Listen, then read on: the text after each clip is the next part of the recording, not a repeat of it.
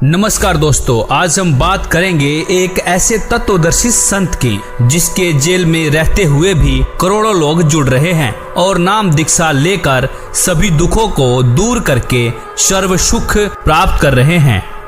आज हम जानेंगे वही तत्वदर्शी संत रामपाल जी महाराज जेल में क्यों हैं और प्रमाणित करके दिखाएंगे कि ब्रह्मा विष्णु महेश की उत्पत्ति कैसे हुई, माता दुर्गा और ब्रह्म का क्या संबंध है, वेदों के अनुसार सृष्टि का रचयिता और सर्वोच्च परमात्मा कौन है, पूर्ण मोक्ष मार्ग तथा प्रमाणित भक्ति विधि क्या है।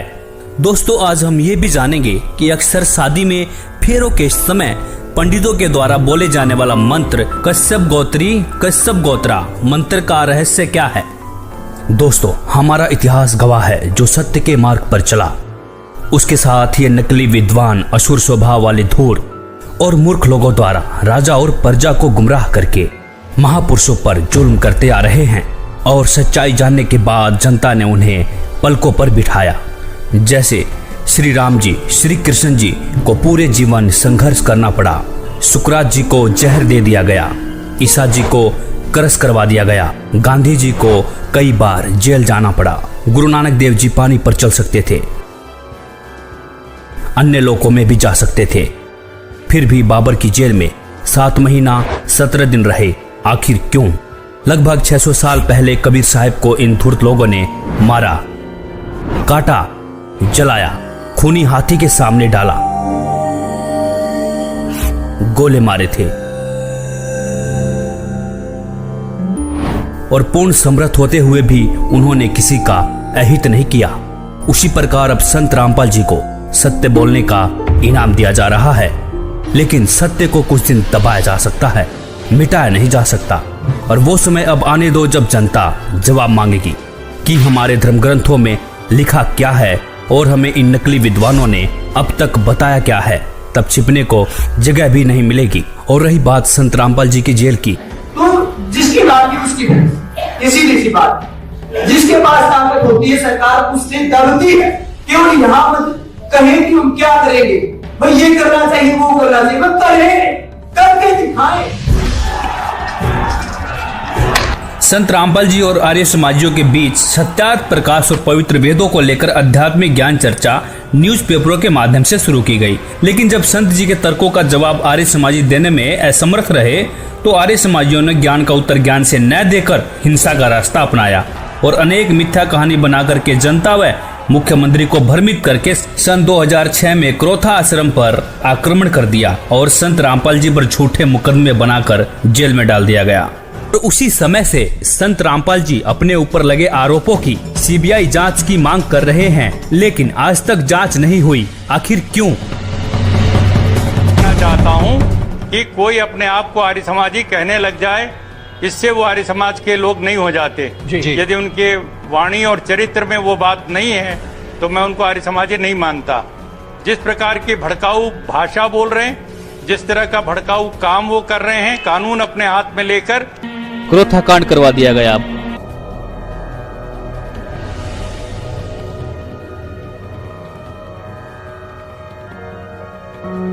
बरवाला कांड करवा दिया गया। फिर संत रामपाल जी 2008 में बाहर आए, प्रचार प्रसार शुरू किया, बहुत तेजी से श्रद्धालु जुड़ने लगे। संत जी का बढ़ता बोलबाला देखकर फिर से संत रामपाल जी को सन 2014 में षड्यंत्र के तहत जमानत कैंसिल करवा के जेल में डाल दिया गया। तो संत रामपाल जी ने इन नकली विद्वानों के झूठ तथा पाखंड को उजागर करके सभी धर्म ग्रंथों के गूढ़ रहस्यों की सच्चाई दिखाने के कारण ही आज जेल में है। इसी संदर्भ में कबीर साहब जी ने भी कहा था, 5000 और 500 जब कलयुग बीत जाए, महापुरुष फरमान तब जग तारन को आए, जो मम संत सत उपदेश दृढ़ावे, वाके संग सभी राड बढ़ावे, या सब संत महंतन की करनी, धर्मदास में तो से वर्णी। अर्थात जो मेरा संदेश वाहक संत होगा उसके साथ संत महंत ईर्षा, झगड़ा और विरोध करेंगे, यह भी उस पूर्ण संत की मुख्य पहचान होगी। संत रामपाल जी ने अपने करोड़ों शिष्यों के अंधविश्वास,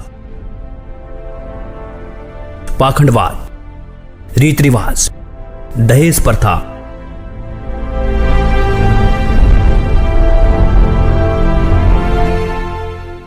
नशाखोरी, मांसाहार, आन उपासना तथा जाति धर्म आदि सामाजिक बुराइयों को पूर्ण रूप से समाप्त कर दिया है। और संत जी ने कहा है, जीव हमारी जाति है, मानो धर्म हमारा, हिंदू मुस्लिम सिख ईसाई धर्म नहीं कोई न्यारा। और इसके साथ ही संत रामपाल जी ने सन 2012 में विश्व के सभी धर्म गुरुओं को आध्यात्मिक ज्ञान चर्चा के लिए आमंत्रित किया था और कई धर्म गुरुओं की सच्चाई से भी रूबरू करवाया था। ये सिद्ध भी किया था कि इन सभी गुरुओं की भक्ति विधि शास्त्र विरुद्ध है। और गीता जी के अध्याय 16 के श्लोक 23 में भी लिखा है कि शास्त्र विधि को त्याग कर मनमाना आचरण करने से साधक को कोई भी लाभ नहीं मिलता है।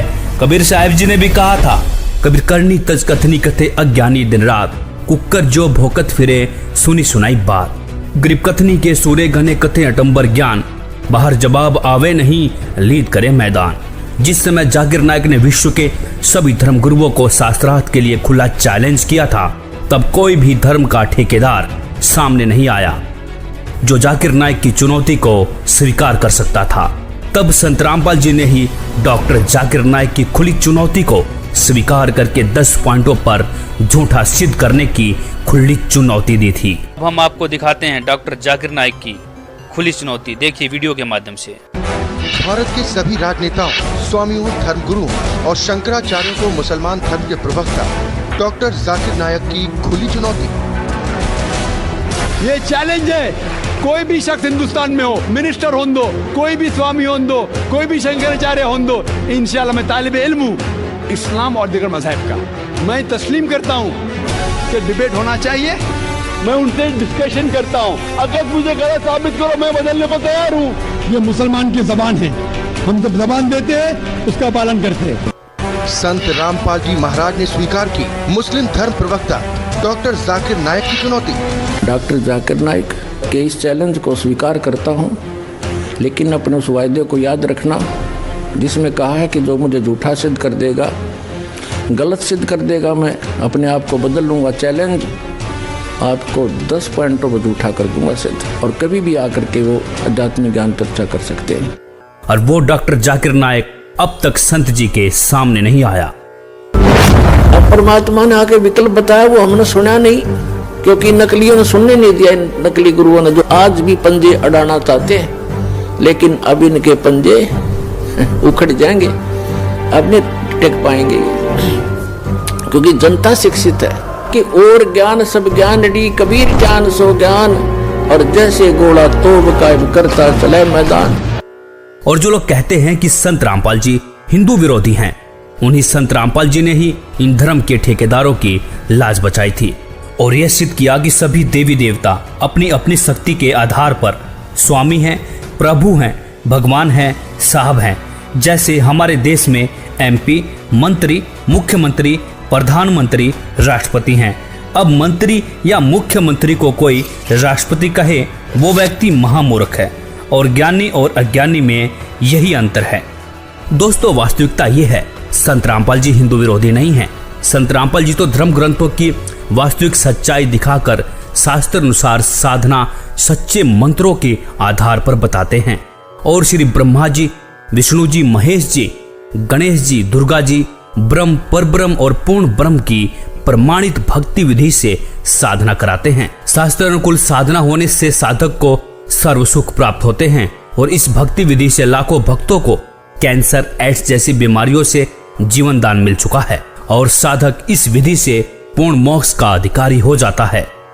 अब हम प्रमाणित करके दिखाएंगे कि ब्रह्मा, विष्णु, महेश की उत्पत्ति कैसे हुई, माता दुर्गा और ब्रह्म का क्या संबंध है, और सर्वोच्च परमात्मा कौन है, पूर्ण मोक्ष मार्ग और प्रमाणित भक्ति विधि क्या है। प्रसिद्ध केवल हिंदी वाली में ब्रह्मा जी बता रहे हैं अपने पुत्र नारद को, ये संस्कृत शिवपुराण पृष्ठ 98 पे है। ये सब बताते हुए कि सृष्टि की रचना किसने की। यहाँ आ जाते हैं, जिस परब्रह्म के विषय में ज्ञान और अज्ञान से पूर्ण उक्तियों द्वारा इस प्रकार विकल्प किए जाते हैं, उसने कुछ काल के बाद, कुछ समय के बाद द्वितीय की इच्छा प्रकट की, उसके भीतर एक से अनेक होने के संकल्प उदित हुए। तब उस निराकार परमात्मा ने अपनी लीला शक्ति से अपने लिए एक मूर्ति की कल्पना की, और जो मूर्ति रहित परम ब्रह्म है उसकी मूर्ति कौन है? ये 100 पृष्ठ पे पढ़ रहे हैं हम, 100 पृष्ठ पे। भगवान सदाशिव हैं, ये काल है सदाशिव। अर्वाचीन और प्राचीन विद्वान उन्हीं को ईश्वर कहते हैं। उस समय एकाकी रहकर सब इच्छा अनुसार विहार करने वाले उन सदाशिव ने अपने विग्रह से, अपने शरीर से स्वयं ही एक स्वरूप भूता शक्ति की सृष्टि की, जो उनके अपने श्रीअंग से कभी अलग होने वाली नहीं थी। उस पराशक्ति को प्रधान प्रकृति भी कहते हैं। उस दुर्गा को गुणवती माया बुद्धि तत्व की जननी और विकार रहित बताया गया है। वह शक्ति अंबिका कही गई है, उसी को प्रकृति दोबारा फिर कहा है। प्रकृति सर्वेश्वरी और त्रिदेव जननी नित्या और मूल कारण भी कहते हैं। सदाशिव द्वारा प्रकट की गई उस प्रकृति के 8 भुजाएं, ये प्रकृति दुर्गा को कहते हैं। कति स्पष्ट हो गया। वे जो सदाशिव हैं उन्हें परम पुरुष शिव शंभु और महेश्वर कहते हैं। 101 पृष्ठ पर हम चल रहे हैं, रुद्र संहिता, गीता प्रेस गोरखपुर से प्रकाशित। वे अपने सारे अंगों पर भस्म रमाए रहते हैं। उन काल रूपी ब्रह्म ने एक ही समय, ये काल रूपी ब्रह्म है, ये काल रूपी ब्रह्म, ये काल है। काल रूपी ब्रह्म ने एक ही समय शक्ति के साथ शिवलोक नामक क्षेत्र का निर्माण किया। अब मैं क्या बताना चाहता हूं आपको, वे प्रिय और प्रियतम रूप शक्ति और शिवा, ये पति पत्नी रूप में उस काशी में रहते हैं। देवर से एक समय उस आनंद वन में रमण करते हुए शिवा और शिव के मन में यह इच्छा हुई कि किसी दूसरे की पुरुष की भी सृष्टि करनी चाहिए, जिस पर यह सृष्टि संचालन का महान भार रखकर हम दोनों केवल काशी में रहकर स्वेच्छा अनुसार विचरे और निर्वाण धारण करें। शिव बोले, वत्स व्यापक होने से तुम्हारा विष्णु नाम विख्यात हुआ। भगवान ब्रह्मा जी कहते हैं, देवर से तत्पश्चात कल्याणकारी परमेश्वर सांब सदाशिव ने पूर्व प्रयत्न करके मुझे अपने दाहिने अंग से उत्पन्न किया। जिस प्रकार विष्णु किया वैसे मैं क्या, मेरा बेहोश कर दिया। पुण्यात्माओं, ये स्पष्ट हो गया कि दुर्गा को प्रकृति कहते हैं। श्रीमद् देवी भागवत सचित्र मोटा टाइप, केवल हिंदी, गीता प्रेस गोरखपुर। इसके तीसरे स्कंद में 123 पृष्ठ पे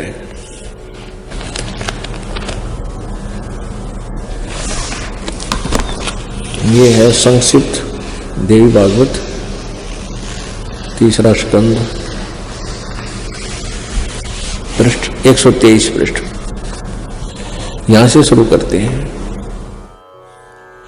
भगवान विष्णु जी अपनी माता दुर्गा की महिमा करता है और कहता, तुम शुद्ध स्वरूपा हो, यह सारा संसार तुम्हीं से उद्भासित हो रहा है। मैं ब्रह्मा और शंकर हम सभी तुम्हारी कृपा से विद्यमान हैं। हमारा आविर्भाव बिन जन्म, तिरोभाव बिन मृत्यु हुआ करता है। हमारा तो जन्म और मृत्यु, आविर्भाव और तिरोभाव होता है, अर्थात हम अविनाशी नहीं हैं। केवल तुम ही नित्य हो, तुम ही अविनाशी हो, जगत जननी हो, प्रकृति और सनातनी देवी हो। ये प्रकृति भी दुर्गा को ही कहते हैं। अब यहां देखिएगा, भगवान शंकर बोले, देवी यदि महाभाग विष्णु तुम्हीं से उत्पन्न हुए हैं, प्रकट हुए हैं, तो उनके बाद उत्पन्न होने वाले ब्रह्मा भी तुम्हारे ही बालक हुए। फिर मैं तमोगुनी लीला करने वाला शंकर क्या तुम्हारी संतान नहीं हुआ? अर्थात मुझे भी उत्पन्न करने वाली तुम ही हो। शिवे, संपूर्ण संसार की सृष्टि करने में तुम बड़ी चतुर हो। इस संसार की सृष्टि, स्थिति और संहार में तुम्हारे गुण सदा समर्थ हैं। उन्हीं तीनों गुणों से उत्पन्न हम ब्रह्मा, विष्णु एवं शंकर, यानी रजगुण ब्रह्मा, सतगुण विष्णु, तमगुण शिवजी शंकर नियम अनुसार कार्य में तत्पर रहते हैं। देखिएगा, अब इसके हम फिर आते हैं 7वें स्कंद में, और इसमें स्पष्ट लिखा है, गीता जी अध्याय नंबर 7 के श्लोक नंबर 4-5 में इकट्ठा किया है कि मेरी 2 प्रकार की प्रकृति है। एक तो जड़ प्रकृति, ये जड़ प्रकृति, और इससे दूसरी है वो जीव रूपा, यानी यह प्रकृति दुर्गा है मेरी। और 14वें अध्याय के अपने आत्मा में थोड़ा कंसेप्ट क्लियर हो जाए, क्योंकि बार बार नहीं मिलता है समय जो आज रजा बख्शी भगवान ने। 3, 4, 5 में ही देखिएगा। अध्याय नंबर 14 श्रीमद् भगवत गीता, और यहां देखिएगा 3रा श्लोक। हे अर्जुन, मेरी महत ब्रह्म रूप मूल प्रकृति संपूर्ण भूतों की यानी प्राणियों की योनि है, अर्थात गर्भाधान स्थान है, और मैं सबका पिता हूँ। मैं उस योनि में गर्भ को स्थापन करता हूँ, गर्भम दधामी। उसके संयोग से इन्होंने कुछ अपना बना रखा। सब भूतों की उत्पत्ति यानी प्राणियों की उत्पत्ति होती है। 4 में क्या कहा है? हे अर्जुन, नाना प्रकार की शरीरों में योनियों में जितने भी मूर्तियां अर्थात शरीरधारी प्राणी उत्पन्न होते हैं, प्रकृति तो उन सब की माता है, गर्भ धारण करने वाली माता, और मैं बीज स्थापन करने वाला पिता हूँ। 5वें में क्या कहा है? हे अर्जुन, सतगुण रजगुण और तमगुण ये प्रकृति से उत्पन्न, दुर्गा से उत्पन्न। प्रकृति संभवा, रजगुण ब्रह्मा, सतगुण विष्णु, तमगुण शिवजी, दुर्गा से उत्पन्न तीनों गुण अविनाशी जीव आत्मा को शरीर में बांधते हैं। ये कहेंगे तो ये रोक रहे हैं तीनों, ब्रह्मा विष्णु महेश कर्मानुसार, और परमात्मा कहते नहीं, ये 5 मिलकर प्रपंच बना रखा है, हमारी बात को समझ लेना, इनकी बातों में मत आना। अब परमात्मा कहते हैं कि इन 5 ने मिलकर ब्रह्मा विष्णु महेश माया दुर्गा और ये काल कहिए, इन 5 ने मिलकर ये प्रपंच बना रखा है। वाणी हमारी लइए, हमारे ज्ञान को गहराई से समझना। अब देखते हैं वेदों के अनुसार सृष्टि की रचना और माता दुर्गा, अष्टंगी व ज्योति निरंजन ब्रह्म की उत्पत्ति किसने की?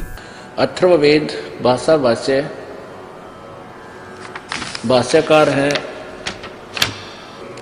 3रे ने, ये जब प्रदजे विद्वानस्य बंधु विश्वा देवानाम जनीमा विभक्ति ब्रह्मे ब्रह्मणे उद्भारे मध्यात नीचे ऊंचे सवधा अभी प्रतस्थो। सर्वप्रथम देवताओं व ब्रह्मांडों की उत्पत्ति के ज्ञान को जिज्ञासु भक्त का, विद्वानस्य जो बंधु यानी वास्तविक साथी अर्थात पूर्ण परमात्मा है, अपने निज सेवक को, अपने जनीमा अपने द्वारा सर्जन किए हुए को विभक्ति स्वयं ही ठीक ठीक विस्तार पूर्वक बताता है। अपने द्वारा रची सृष्टि को वो स्वयं ही बताता है कि ब्रह्म ने यानी पूर्ण परमात्मा ने मध्यात अपने मध्य से अर्थात सबद शक्ति से ब्रह्म है माने ब्रह्म क्षर पुरुष अर्थात काल को उद्भार माने उत्पन्न करके विश्व सारे संसार को अर्थात सब लोगों को ऊंचे ऊपर सतलोक आदि और नीचे परब्रह्म व ब्रह्म के सर्व ब्रह्मांड सबधा अपनी धारण करने वाली अभी आकर्षण शक्ति से प्रतस्थौ दोनों को अच्छी प्रकार स्थापित किया। कति कंसेप्ट क्लियर। उस परमात्मा ने सबसे पहले अपने वहां एक शक्ति उत्पन्न की, उस से सब ब्रह्मांडों को ठहराया और फिर उस परमात्मा पूर्ण परमात्मा आप ही आकर अपने निज साथी को विशेष भगत को बताता है। वो अपने द्वारा रची हुई सृष्टि को स्वयं ही ठीक ठीक वर्णन करता है कि पूर्ण परमात्मा ने अपने मध्य से मध्यात अपने अंदर से अपनी सबद शक्ति से इस ब्रह्म काल की उत्पत्ति की। 5वें में लिखा है कि उसी मूल मालिक से अभ्यग्रम सर्वप्रथम स्थान पर आष्ट्रय अष्टंगी अर्थात दुर्गा प्रकृति देवी जनु से माने उत्पन्न हुई। सैबुदिन्यात आष्ट्रय जनु से, आष्ट्रय माने अष्टंगी 8 भुजा वाली दुर्गा की उत्पत्ति हुई। आष्ट्रय माने अष्टंगी माया दुर्गा अर्थात प्रकृति देवी की उत्पन्न हुई, क्योंकि नीचे के परब्रह्म और ब्रह्म के लोकों का प्रथम स्थान सतलोक है। यह तीसरा धाम भी कहा कहलाता है।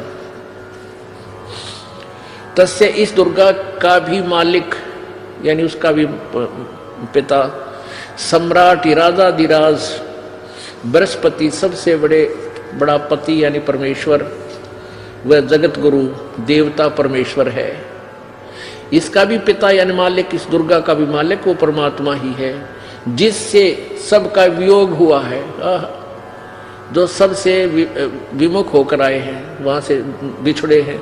अतः इसके बाद ज्योतिष माने ज्योत निरंजन अर्थात काल के, शुक्र माने बीज शक्ति से, जनिष्ठ दुर्गा के उदर से उत्पन्न होकर विप्रा भक्त आत्माएं अलग से धूमंतु, धूमंत माने मनुष्य लोक और स्वर्ग लोक में ज्योति निरंजन के आदेश से दुर्गा ने कहा वसंतु, यानी स्वर्गलोक और पृथ्वी लोक पर निवास करो, निवास करने लगी।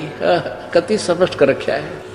अब सातवें में कमाल किया कि वो कौन है, वो परमात्मा जो देव बंधु है, सबका साथी है, जिसने उस ऊपर के लोक रचे, नीचे के लोक रचे, दुर्गा की उत्पत्ति की, काल ज्योति निरंजन की उत्पत्ति की, वो है कौन? इस सातवें मंत्र में स्पष्ट कर दिया, वो कबीर देव है।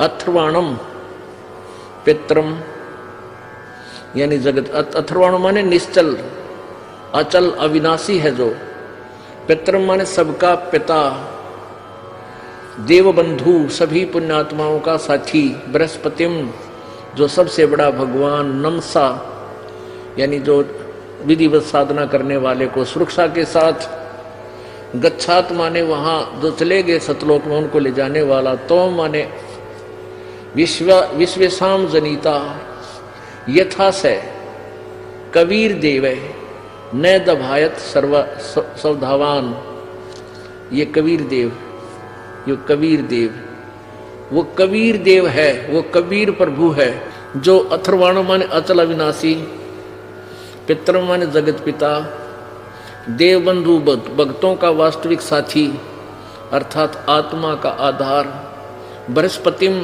जगत गुरु, बृहस्पति माने सबसे बड़ा ज्ञानदाता परमात्मा, चै तथा नमसा विनम्र पुजारी अर्थात विधिवत साधक को सुरक्षा के साथ गच्छात सतलोक गए हुओं को सतलोक ले जाने वाला, विश्वेशाम यानी सर्व ब्रह्मांडों का की जनिता रचना करने वाला अर्थात जगदम्बा अर्थात माता के गुणों से युक्त भी युक्त, न दभायत काल की तरह धोखा न देने वाले, स्वाधावान मन स्वभाव अर्थात गुणों वाला, यथा ज्यों का त्यों अर्थात वैसा ही वह, स माने वह, तो माने आप, कबीर देव है, कबीर देव, कबीर देव भाषा भिन्न होने से इसे हम कबीर साहब कहते हैं, वो कबीर साहब है। और ब्राह्मण जी ने सबसे पहले श्लोक ये बोला था कि काश्यप गोत्रा काश्यप गोत्री, बाण भाईताम स्वरूप बना दिए उसने, यो काश्यप गोत्रा और काश्यप गोत्री एक गोत्र के क्यों करो हम। इस तत्व ज्ञान से दास परिचित था, लेकिन उनको उस समय यह बताना उचित नहीं समझा, क्योंकि वो तो सारे फिर वो दूसरे ज्ञान से भरे हुए थे, तो मेरे वह बात समझ में आ गई रहे। सचमुच ये तो परमात्मा ने जो ज्ञान बताया उससे समझ में आती है। परमात्मा कहते हैं काश्यप गोत्रा काश्यप गोत्री पंडित शाखा लाया, और कोई तत्ववेता ज्ञानी जाना यो बाण ब्याह घर लाया। कोई तत्वदर्शी संत ही जानता है कि बाण को ब्याह के घर लाया था। और इस आप किसी भी फेरे हम देख लियो, सबसे पहले ये पंडित न बोलेंगे काश्यप गोत्रा काश्यप गोत्री, फिर और उठ पटांग बिराना के बोला करें। तो पहला श्लोक है इनका। अब परमात्मा की ये आगे जो लाइन है, पंक्तियां हैं, अब समझ में आएंगे आपके। क्या बताते हैं? माँ अष्टंगी पिता निरंजन, ये जम दारुण वंशन अंजन, पहले कीन निरंजन राई ही पीछे से माया उपजाई। पहले ज्योति निरंजन को अंडे से उत्पन्न किया और पीछे दुर्गा का शरीर बनाया परमात्मा ने अपनी सबद शक्ति से, और फिर दुर्गा के रूप को देख करके, सुंदरता को देख कर ये काल उसके ऊपर वशीभूत हो गया। ये 3 पुत्र उत्पन्न किए। क्या कहते हैं? ज्ञान बोध और बोध सागर में पृष्ठ नंबर 21 पर, धर्मदास ये जग बोराना, कोई ना जाने पद निर्वाणा। यही कारण मैं कथा पसारा, जग से कही एक राम नहीं आ रहा। ये राम है यहाँ पर। अब मैं तुमसे कहूँ चिताई तेरे देवन की उत्पत्ति भाई। ज्ञानी सुने सो हृदय लगाई, मूर्ख सुने तो गम नहीं पाई। माँ अष्टंगी पिता निरंजन, और ये जम दारुण वंशन अंदन। पहले कीन निरंजन राई, पीछे से माया उपजाई। कामदेव धर्मराय सताए, देवी को तुरंत खाए। पेट से देवी करी पुकारा, हे साहेब मेरा पुकारी, मे साहेब मेरा करो बारी। धर्मराय को हिकमत कीना, नख रेखा से भग कर लीना। दुर्गा के स्त्री इंद्री नहीं थी, इसने अपने नाखनों से बनाया।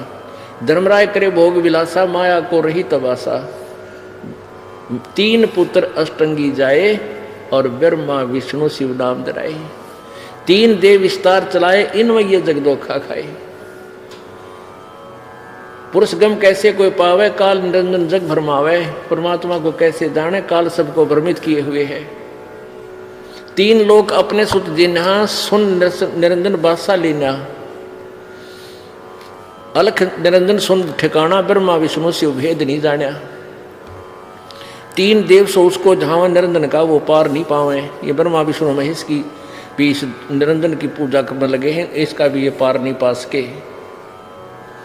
अलख निरंजन ये काल बड़ा बंटवारा, 3 लोक के जीव कीन आहारा। ब्रह्मा विष्णु शिव नहीं बचाए, सकल खाए पुन धूर उड़ाए। और इस काल के 3 के सुत हैं तीनों देवा। 3 माने उनके, दुर्गा और इस काल के पुत्र हैं तीनों देवता, ब्रह्मा विष्णु महेश। और अंदर जीव करते हैं सेवा, अंधे लोग इन्हीं की पूजा करते हैं, ब्रह्मा विष्णु महेश की। 3 देव और अवतारा, ताको भजे सकल संसारा। 3 गुणों का ये विस्तारा, धर्मदास में कहूँ पुकारा। गुण 3 की भक्ति में, ये भूल पड़ो संसार। कह कबीर निज नाम बिना, कैसे उतरे पार। अब ये सभी सदग्रंथ आदरणीय है, और इन्हीं सब सदग्रंथों में ये विद्यमान है कि ब्रह्मा विष्णु महेश के माता पिता ये काल और दुर्गा है। आइए अब जानते हैं पूर्ण मोक्ष मार्ग और शास्त्र अनुकूल साधना क्या है। संत रामपाल जी महाराज प्रथम बार में श्री गणेश जी, श्री ब्रह्मा सावित्री जी, श्री विष्णु लक्ष्मी जी, श्री शंकर पार्वती जी व माता शेरावाली का जाप देते हैं, जिसका वास हमारे मानव शरीर में बने चक्रों में होता है। मूलाधार चक्र में श्री गणेश जी का वास, स्वाद चक्र में ब्रह्मा सावित्री जी का वास, नाभि चक्र में लक्ष्मी विष्णु जी का वास, हृदय चक्र में शंकर पार्वती जी का वास, कंठ चक्र में शेरावाली माता का वास, और इन सब देवी देवताओं के आदि अनादि नाम मंत्र होते हैं, जिसका वर्तमान में गुरुओं को ज्ञान नहीं है। इन मंत्रों के जाप से ये 5 चक्र खुल जाते हैं। इन चक्रों के खुलने के बाद मानव भक्ति करने के लायक बनता है। सदगुरु गरीबदास जी अपनी वाणी में प्रमाण देते हैं कि 5 नाम गुज गायत्री आत्म तत्व जगाओ, ओम किलियम हरियम श्रियम सोहम ध्याओ। भावार्थ, 5 नाम जो गुज गायत्री हैं, इनका जाप करके आत्मा को जागृत करो। दूसरी बार में 2 अक्षर का जाप देते हैं, जिसमें एक ओम और दूसरा तत्, जो कि गुप्त है, उपदेशी को बताया जाता है, जिसको श्वास के साथ जाप किया जाता है। तीसरी बार में शार नाम देते हैं, जो कि पूर्ण रूप से गुप्त है, उसे सतगुरु ही देते हैं। अब जानेंगे प्रमाणित भक्ति विधि क्या है और पूजनीय और सर्वोच्च परमात्मा कौन है। सबका मालिक एक परमेश्वर, परम ईश्वर, परम ईश्वर, परम वर ईश, परम पूर्ण ब्रह्म, पर ब्रह्म, ब्रह्म, परम अक्षर पुरुष, क्षर पुरुष। अर्थात परमेश्वर शब्द के संधि विच्छेद में ईश सबसे छोटा परमात्मा है, उससे बड़ा उसका वर अर्थात ईश का स्वामी ईश्वर, और ईश्वर से भी बड़ा परमेश्वर होता है।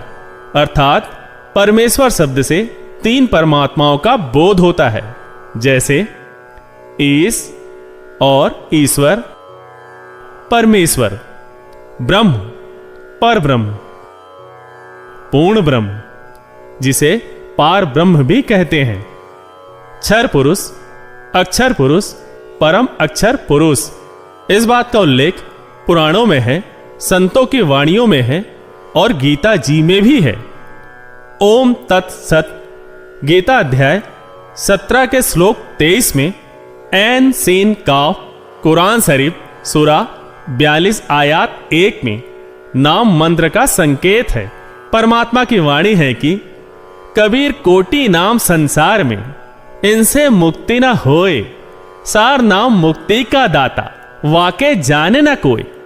संतों की वाणियों में सतनाम सार नाम का जिक्र है। वह यही 3 मंत्रों का मेल है।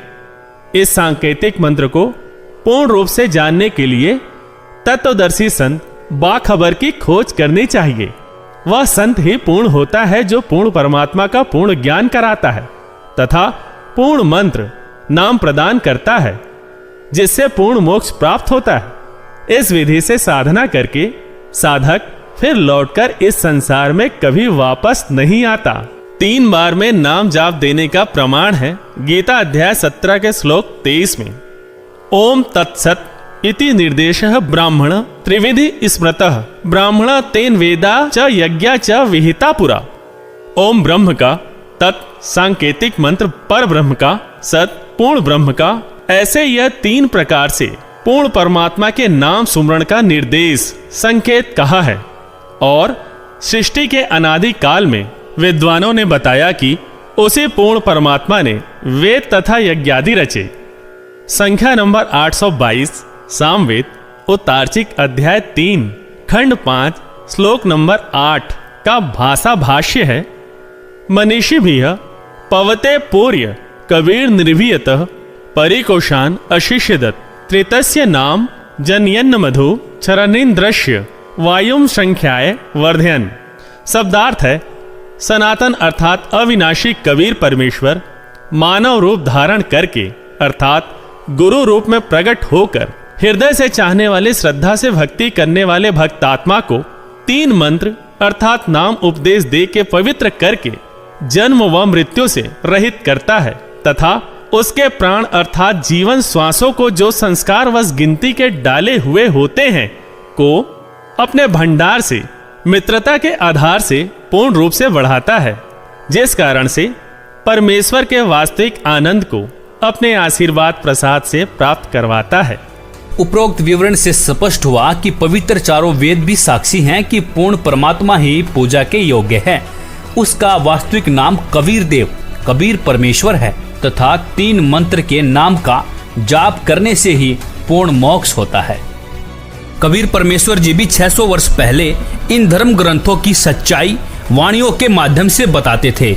इन नकली मुल्ला पंडों ने अपने पाखंड को छिपाने के लिए परमेश्वर पर अनेकों जुल्म करवाए और अब संत रामपाल जी कबीर सागर के आधार पर ही सभी सदग्रंथों में सच्चाई दिखा रहे हैं और अब इन नकली संत महंतों को हजम नहीं हो रही है और ये अब नकली गुरु अपनी अज्ञानता को छुपाने के लिए राजा और जनता को भ्रमित करने की कोशिश कर रहे हैं, जबकि इनका आध्यात्मिक ज्ञान 0 है।